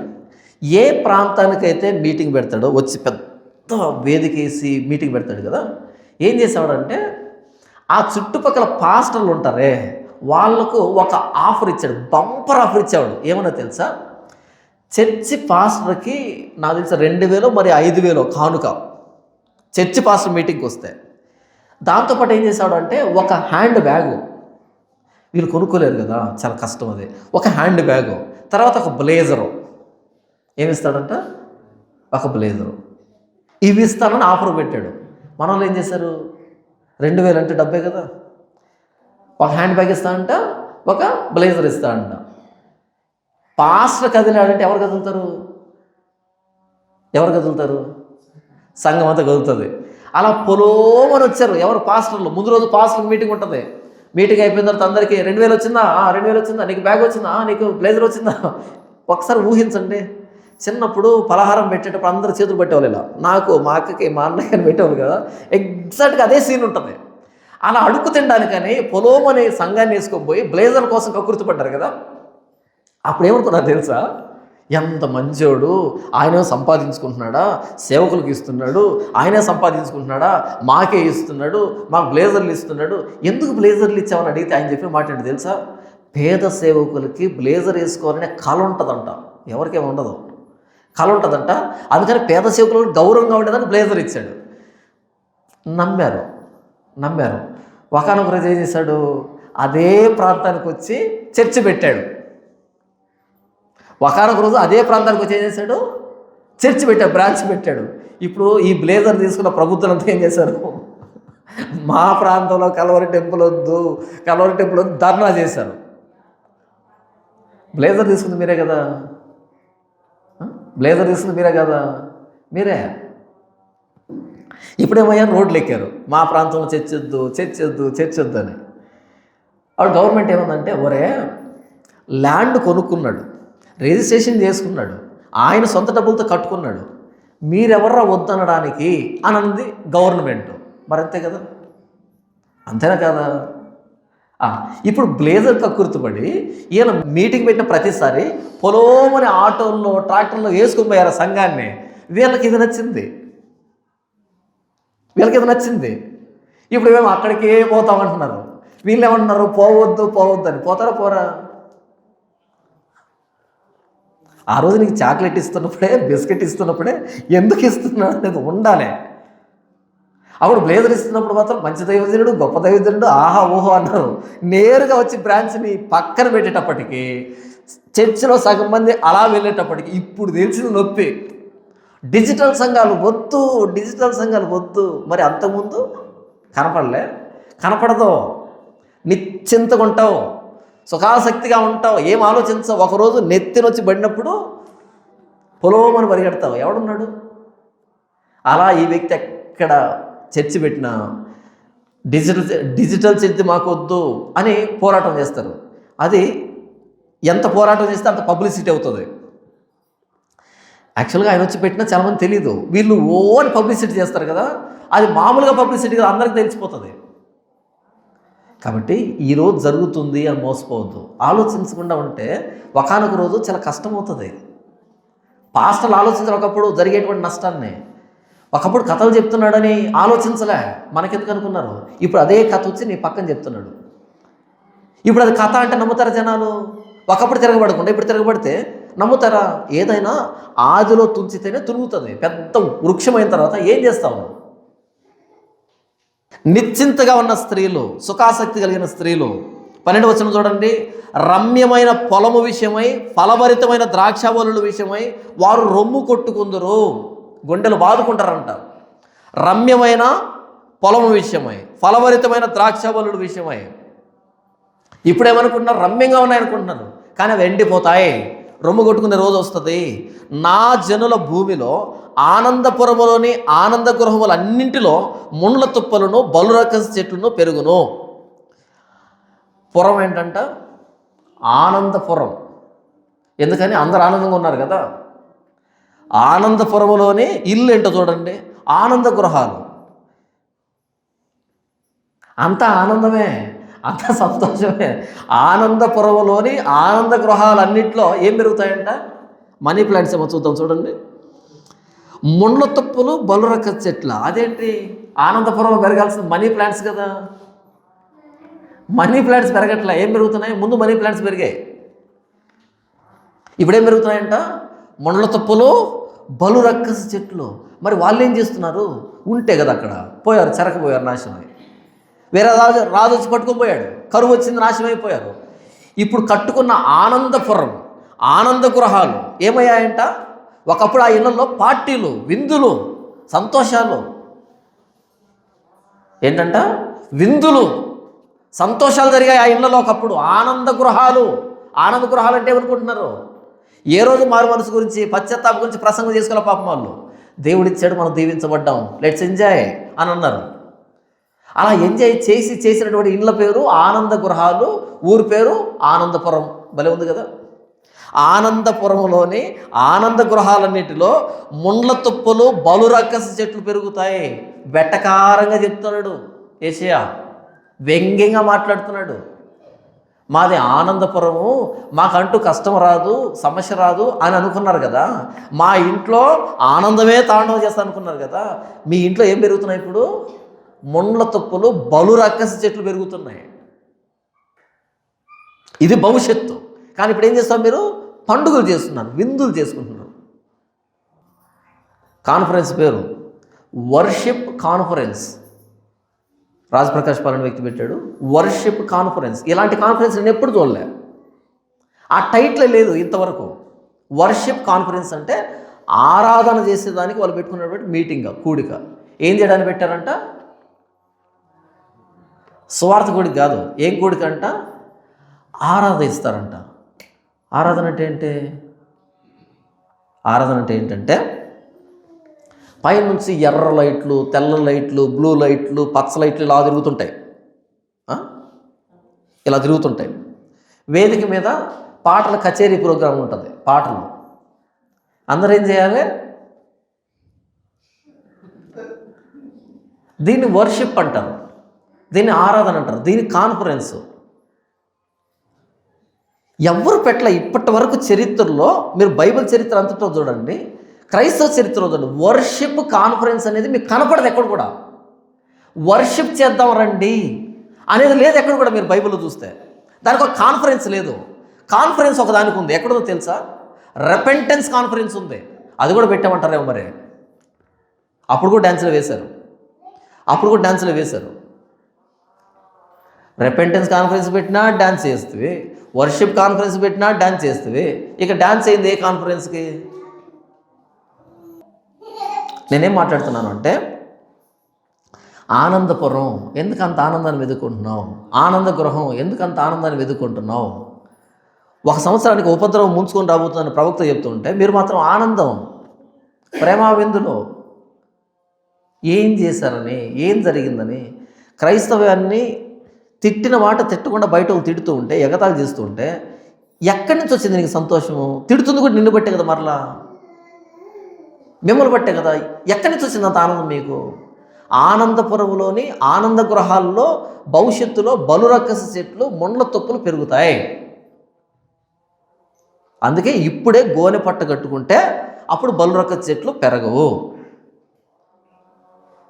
చూడండి ఎంతవరకు ఇలా జరుగుతుందంటే, పైనుండి మన మీద ఆత్మ కుమ్మరించబడు వరకు, పైనుండి మన మీద ఆత్మ కుమ్మరించబడే వరకు, అంతవరకు నగరి విడవబడును, జనసమూహము గల పట్టణము విడవబడును.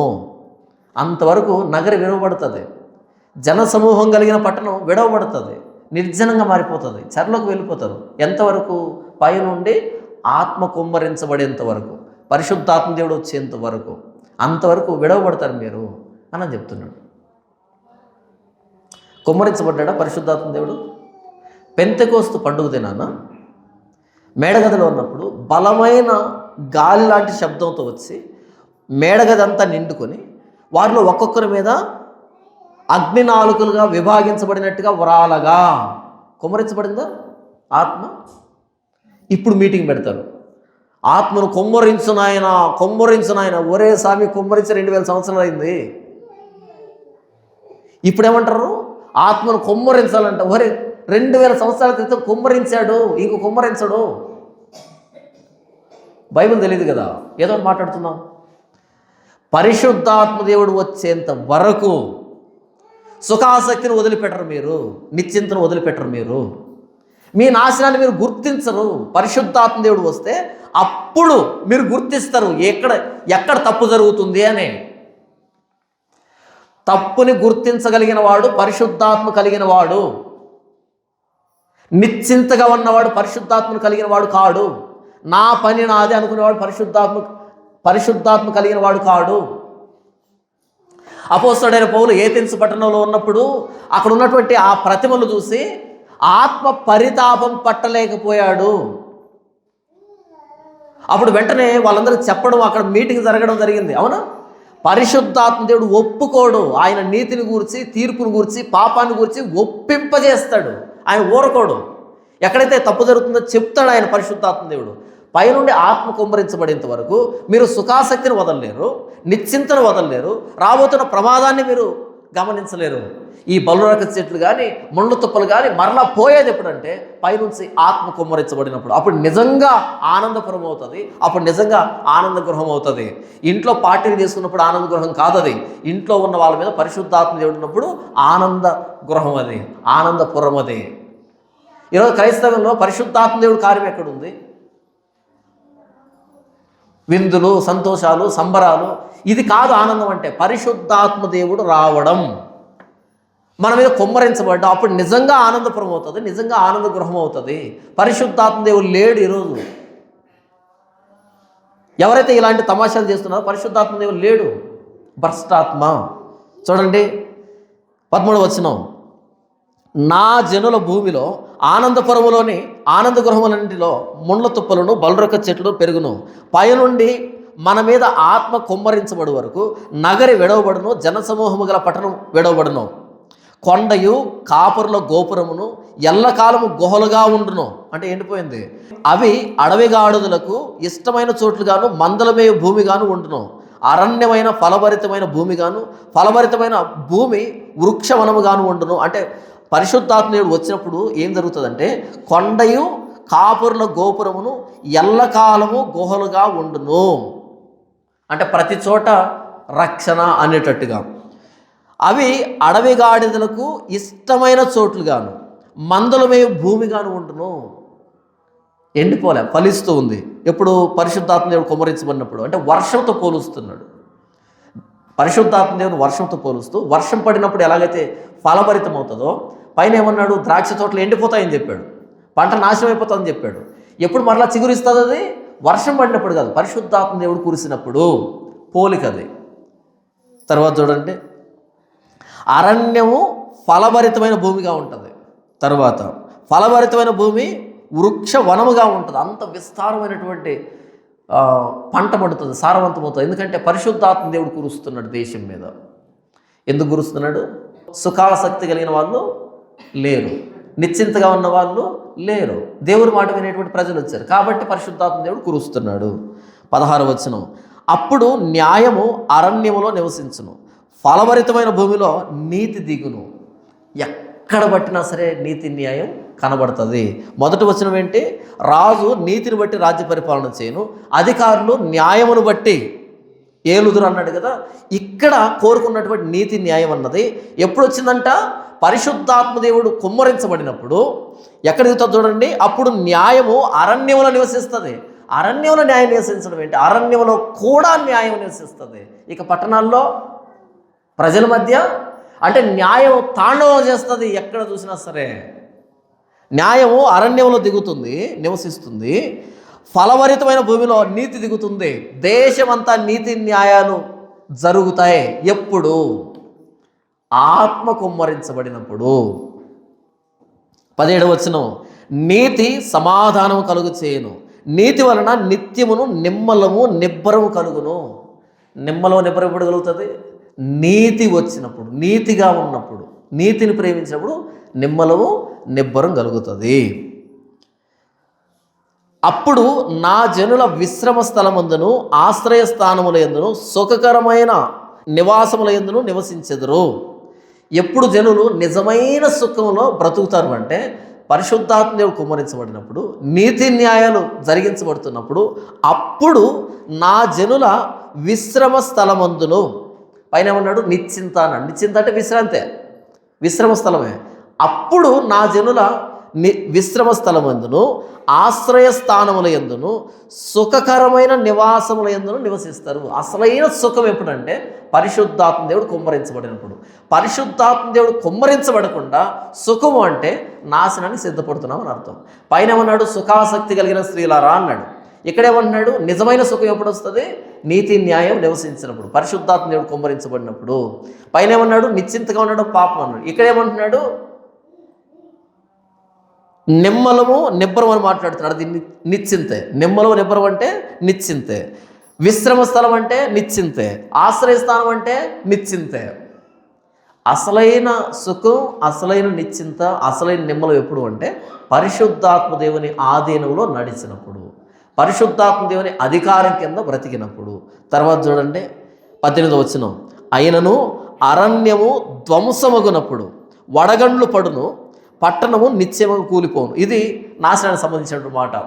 ఏది నిర్జనం అయిపోతుంది, నివాసం లేకుండా మొండ్ల పొదలు గచ్చ పొదలు మొలుస్తాయని కదా, దానికి సంబంధించి అయినను అంటే భవిష్యత్తులో జరుగుతుంది నీతినే నివసించేది. అయినను ఇప్పుడు ప్రస్తుతానికి అరణ్యము ధ్వంసమగునప్పుడు వడగండ్లు పడతాయి, పట్టణం నిశ్చయంగా కూలిపోతుంది.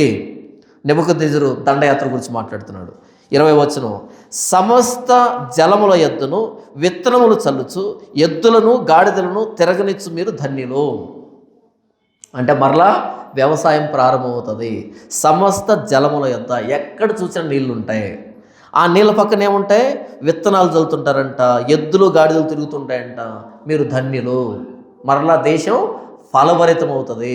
ఎందుకు ఫలభరితమైంది? పరిశుద్ధాత్మ దేవుడు కురిశాడు, పరిశుద్ధాత్మ దేవుడు కుమ్మరించబడ్డాడు.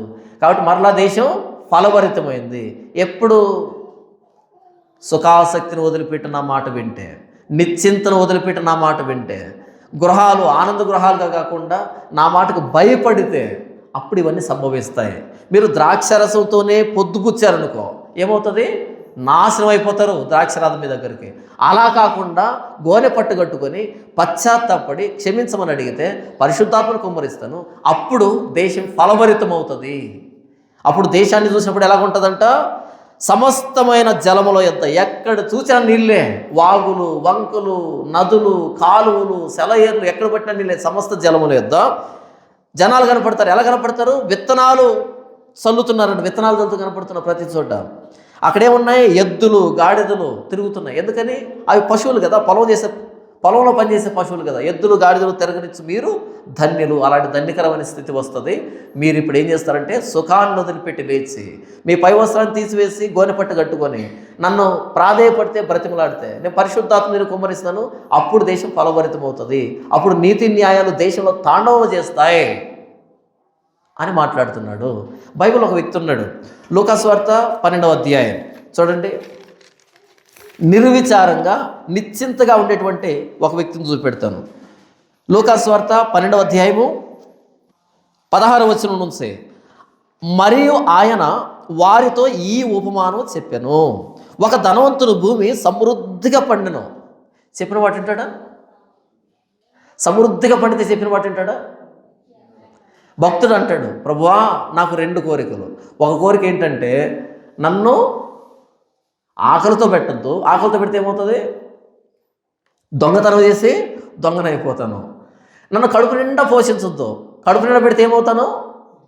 యెహోవా ఎవడో అని అంటాను. కడుపు నిండితే ఏమంటాడంట? భక్తుడే, భక్తిహీనుడు కాదు, భక్తుడే. కడుపు నిండా పెట్టావనుకో నన్ను ప్రేమించి, నేనేమంటాను? యెహోవా ఎవడు అని అంటా.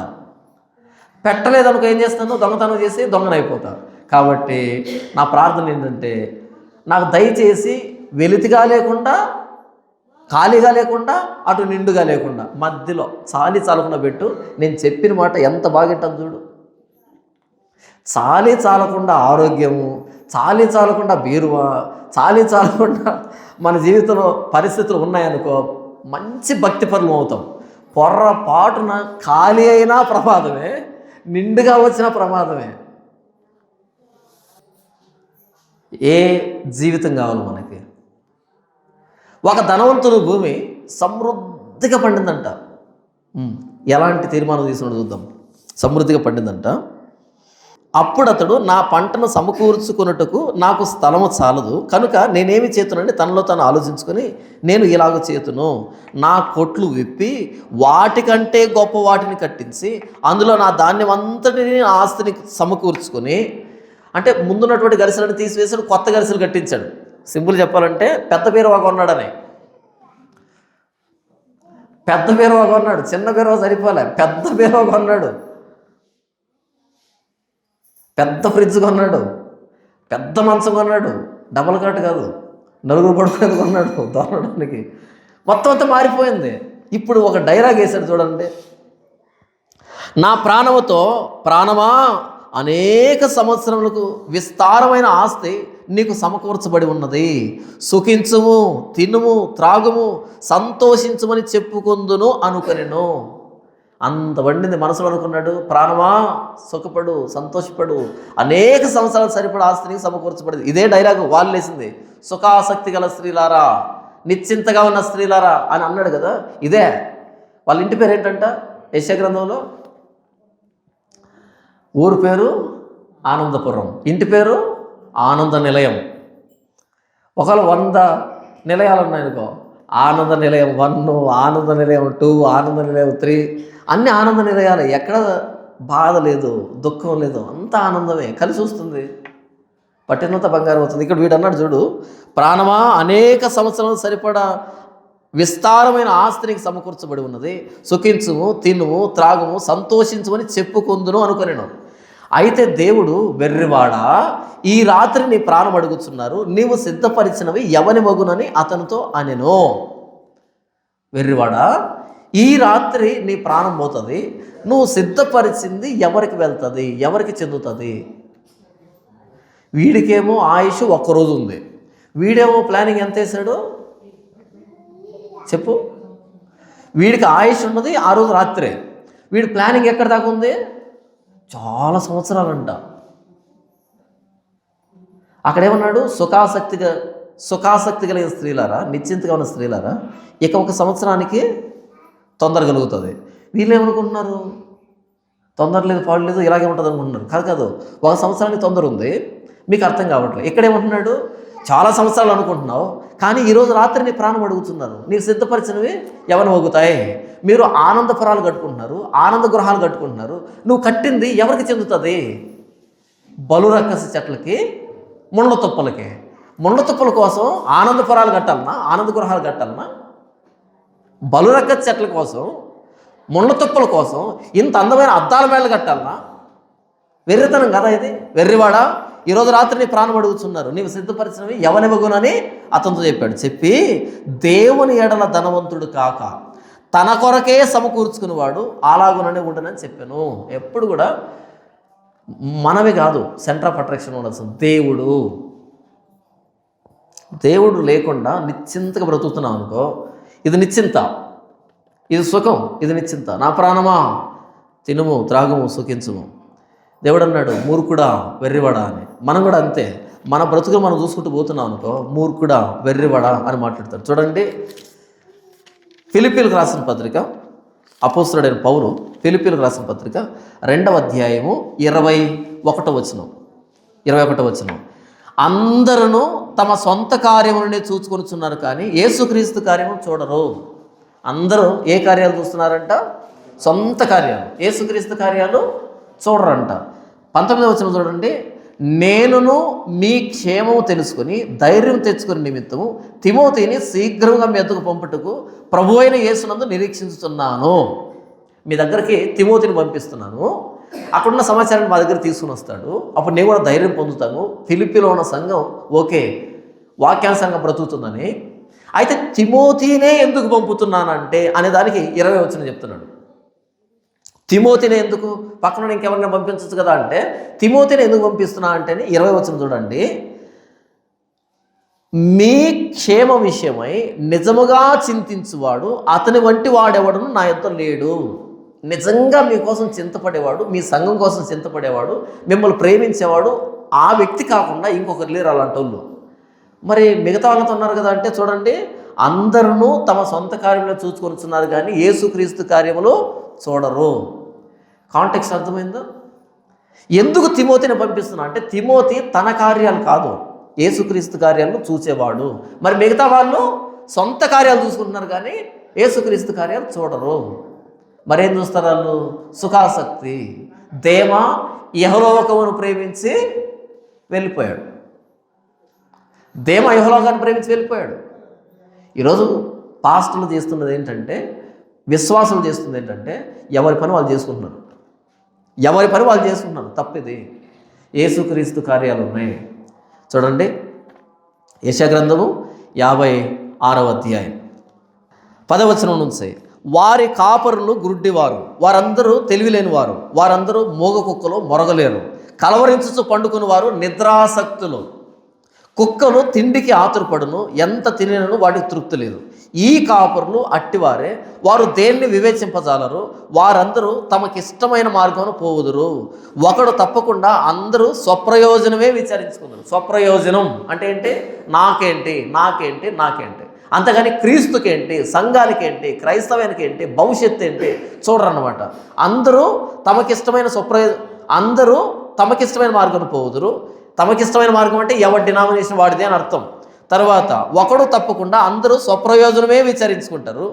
12వ వచనం, వారు ఇట్లందరూ ఎవరి డినామినేషన్ వాడు పెట్టుకొని, ఎవడి పద్ధతులు వాడు పెట్టుకొని, ఎవరికి నచ్చింది వాడు సంపాదించుకుంటూ స్వప్రయోజనం కోసమే పరిచయం చేస్తున్నటువంటి వ్యక్తులు వారిట్లందరూ ఏమంటున్నారంట? నేను ద్రాక్షరసం తెప్పించదును, మనం మద్యము నిండారులగినట్లు త్రాగుదాము రండి, నేడు జరిగినట్టు రేపు మరి లక్షణంగా జరుగుతుంది. ఈరోజు ఎలా ఉందో రేపు కూడా ఇంకా లక్ష్యంగా జరుగుతూ ఉంది. ఎందుకని? డోకా లేదు. గొర్రెలు ఉన్నంత కాలం తోడేళ్లకు డోకా లేదు. కొండ గొర్రెలు ఉన్నంత కాలం, కొండ గొర్రెలు విస్తరించినంత కాలం, కొండ గొర్రెలు ఈనినంత కాలం తోడేళ్లకు డోకా ఉంటుందా? చెప్పండి. గొర్రెలు లేకపోతే తోడేళ్ళు చచ్చిపోతాయి. గొర్రెలు ఒక్కొక్క కానుకలో 10-15 గంటూ ఉంటే తోడేళ్ళు ఎందుకు చచ్చిపోతాయి? తోడేళ్ళు ఏనుగులు అవుతాయి తిని. ఒక్కో ఈతకి 10-15 గంటున్నాయి ఈ కొండ గొర్రెలు అంటే. నిజంగా ఒకలాంటి అంటే బేతాల ప్రశ్న అంటారు కదా, బేతాల ప్రశ్న. అదేంటంటే మీటింగ్ పెడతారు, కొన్ని వేల మంది వెళ్తారు అక్కడికి. నా అనుమానం ఏంటంటే ఎందుకు వెళ్ళారు, వాళ్ళకి ఏం అర్థమైందని. ఇప్పుడు ఒక స్కూల్లో చేరుస్తున్నారు పిల్లలు, చాలామంది ఉన్నారు. ఆ స్కూల్లో బాగా చెప్తారండి, బాగా కేర్ తీసుకుంటారండి అని అంటే ఓకే. అక్కడ టీచర్లు లేరు, లెసన్లే చెప్పరు, ఏ కేరింగ్ ఉండదు, ఏమీ ఉండదు. కానీ పొలోమని వెళ్ళారనుకో అనుమానం పడాలా వద్దా? ఎందుకు పోతున్నారు వీళ్ళని?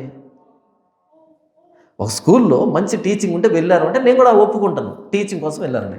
అసలు టీచింగే లేదు, టీచర్లే లేరు, టీచర్ కూడా 10th ఫెయిల్. అక్కడికి తండోపతండాలు వెళ్తూ ఉంటే అనుమానం రాదా? ఈరోజు పెడుతున్న మీటింగ్లు చూస్తే వాక్యం ఉండదు. ఈనలు వేసేదానికి, కేకలు వేసేదానికి, డ్యాన్సులు వేసేదానికి ఇన్ని వేల మంది వెళ్తున్నారు అంటే అనుమానం పడాల్సి వస్తుంది నాకు. ఏమర్థమైంది మీకు అక్కడ? ఏం తెలుస్తుంది మీకు అక్కడ? నేడు జరిగినట్టు రేపు మరి లక్షణంగా జరుగుతుంది. ఇలాంటి గొర్రెలు ఉన్నంత కాలం తోడేళ్ళు ఏనుగులు అవుతాయి. ఇంకా ఇంతమంది వెళ్తూ ఉంటే మనం ఎన్ని ప్రసంగాలు చేస్తే వచ్చిన ఉపయోగం ఏంటి? ఎవడు మారుతున్నాడు? ఎవడు వింటున్నాడు?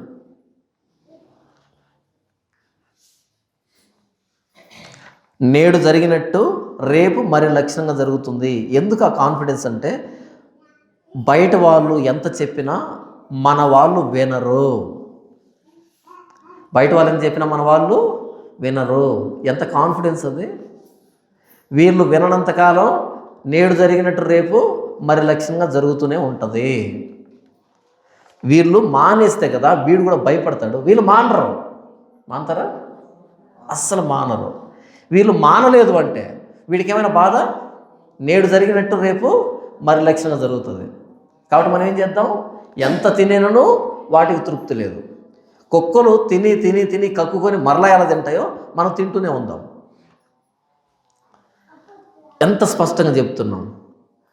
నిద్రాసక్తి కలిగిన స్త్రీలు, సుఖాసక్తి కలిగిన స్త్రీలు, నిర్విచారంగా ఉన్న స్త్రీలు ఇంకో సంవత్సరానికి తొందర కలుగుతుంది. ఆ తొందర రోజు తప్పించేది ఎవరు?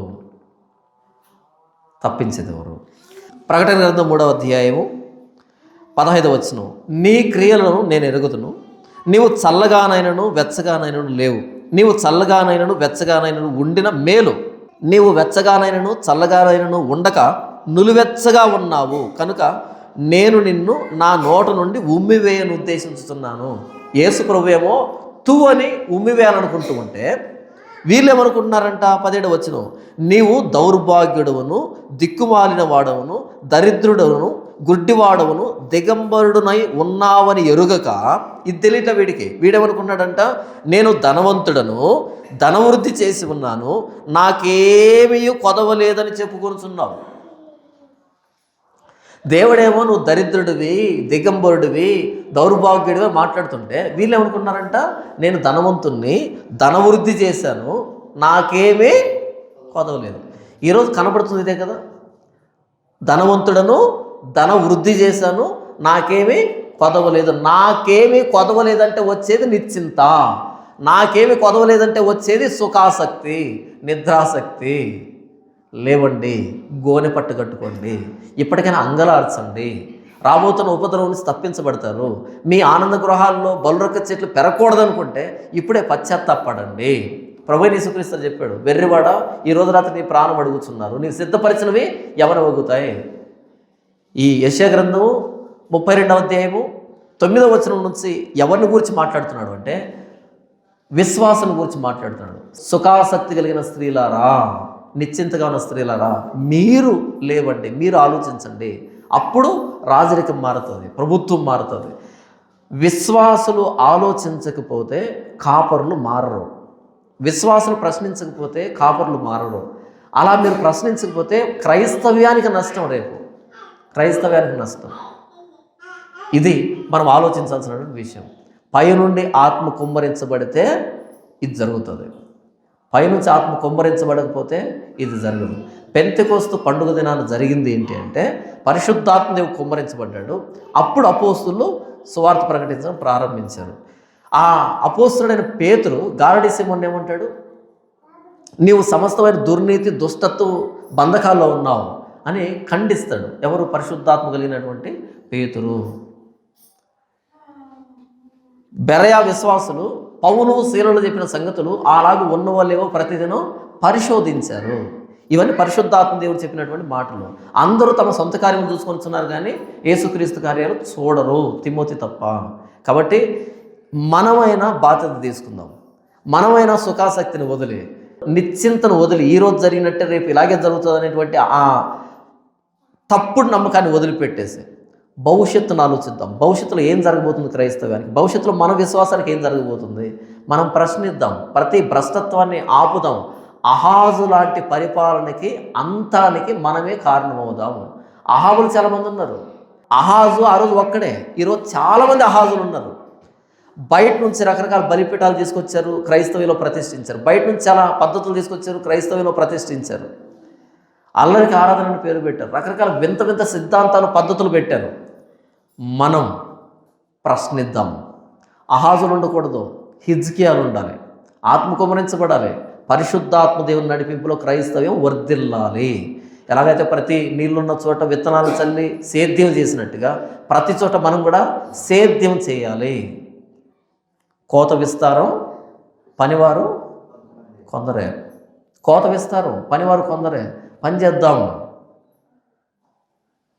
యెషయా గ్రంథం 32వ అధ్యాయం 9 నుంచి 20 వరకు చెప్పబడుతున్న లేఖన భాగం ఏంటంటే నిర్విచారాన్ని వదిలిపెట్టాలి, నిశ్చింతను వదిలిపెట్టాలి, సుఖాసక్తిని వదిలిపెట్టాలి, పరిశుద్ధాత్మ దేవుని కుమ్మరింపులో, ఆయన నడిపింపులో మరలా దేశాన్ని సారవంతం చేయాలి, క్రైస్తవ్యాన్ని సారవంతం చేయాలి.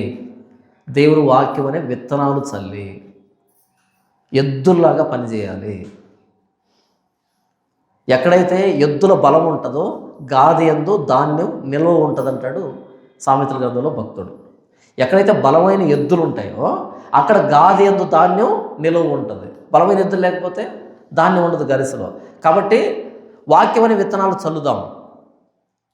జలం అంటే నీరు, జనాల మీద వాక్యం అనే విత్తనాలు చల్లుదాం. ఎద్దులా కష్టపడదాం. కళ్ళను తొక్కుతున్న ఎద్దు మూతికి చిక్కం పెట్టొద్దు. తొక్కుదాం, కళ్ళాన్ని తొక్కుదాం. క్రైస్తవాన్ని మరలా సారవంతం చేద్దాం. ఈ సుఖాసక్తిని వదిలిపెడితే జరుగుతుంది, నిశ్చింతను వదిలిపెడితే జరుగుతుంది, నిర్విచారాన్ని వదిలిపెడితే జరుగుతుంది. లేకపోతే మన నాశాన్ని మనమే కొని తెచ్చుకుంటాం. ప్రభువైన యేసుక్రీస్తు అంటున్నాడు, నీవు దౌర్భాగ్యుడివి, దిక్కుమాలిన వాడివి, దిగంబరుడివి, కానీ నువ్వేమనుకుంటున్నావు, నేను ధనవంతుణ్ణి, ధనవృద్ధి చేశాను, నాకేమీ కొదవలేదు.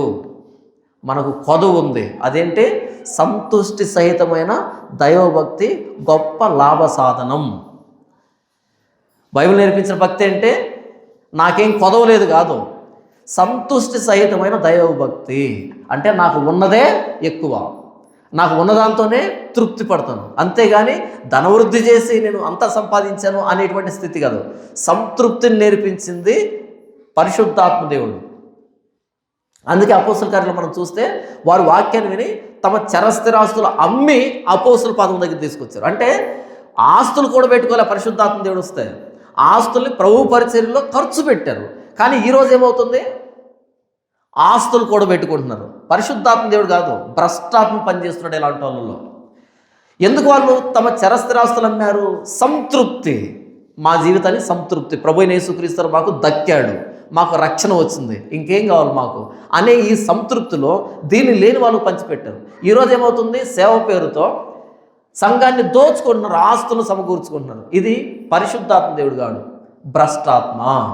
మనమైతే సంతుష్టి సహితమైన దైవభక్తిని సాగిద్దాం, నిశ్చింతను వదిలిపెడదాం, సుఖాన్ని వదిలిపెడదాం, మరలా క్రైస్తవ్యాన్ని సారవంతం చేద్దాం.